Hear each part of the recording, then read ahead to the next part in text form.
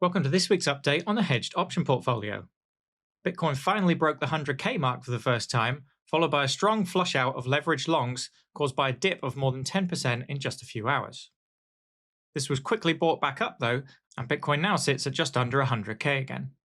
This price action caused quite a bit of fluctuation in the equity of the account, with both some calls and puts going in the money at some point this week.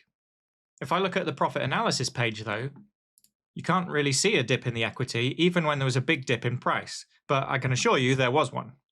The account was down around 4 or 5% from the peak at some point, but because the data for this page only updates once a day or when there's a trade transaction, it doesn't pick up short-lived fluctuations. If I go to the Greeks Live page that I mentioned last week, this page tracks the performance a little better. If I zoom in on the chart, we can see it takes a snapshot roughly once an hour. And that's regardless of whether there was a trade or not. So you get a little more detail on this page than you do on the profit and loss analysis page. As is often the case with liquidation cascades, the price rebounded at least part of the move quite quickly.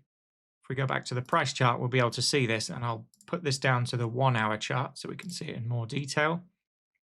And we can see that within the hour, price had bounced back up from the low 90s to about 97,000 again. So even these hourly snapshots on the Greeks Live page don't fully capture the drawdown.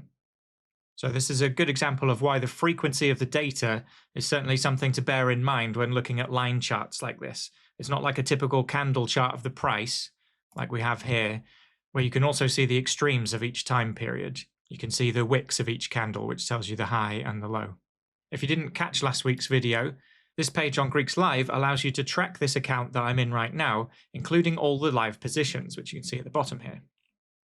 And I can see a few people who did watch last week have already subscribed to this page. There's still not a huge amount of data yet, obviously, because it's only been a week, but it's starting to be more interesting to look at this page now. So we can go look at the Deribit website to see how the portfolio stands, but we can also use this page now, because the positions are also displayed on this page, and so are the Greeks. So at the moment, I've already got some short data positions on, short 2 calls and short 2 puts, various expiries, but all in the next week or so. And you can see that my delta is slightly positive, which if you've watched my previous videos, you know that's how I like to keep it. And the theta is reasonably healthy at over 100 as well.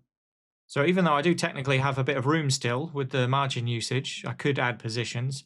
The account is basically in the state I like it to be in already, so there's no real need to add or change any positions. All I'm going to do is be trading unnecessarily, giving myself more transaction costs. So if the account's how I like it, I just leave it how it is and wait for some positions to expire and then add some more afterwards. So no trades for today, but I just wanted to give a quick update on the state of the account. So that's it for today's video. Thanks for watching, and I'll see you next time.